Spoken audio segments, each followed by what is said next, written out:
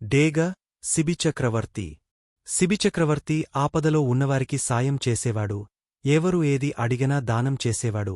ఒక రోజున ఒక పావురం వచ్చి ఆయన దగ్గర వాలింది. తనను కాపాడమని బతిమాలింది.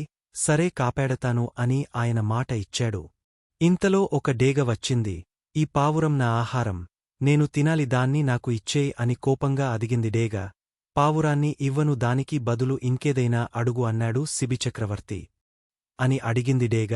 శిబిచక్రవర్తి త్రాసు తెప్పింది. ఒకవేపు పళ్ళెంలో తన తొడమాంసం కోసివేశాడు.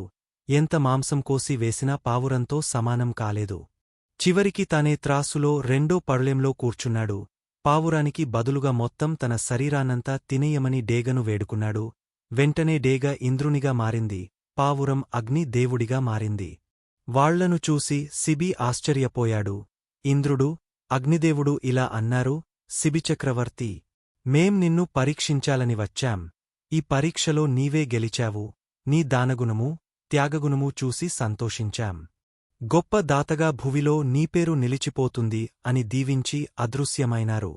నీతి ఎప్పటికైనా సత్యమే గెలుస్తుంది.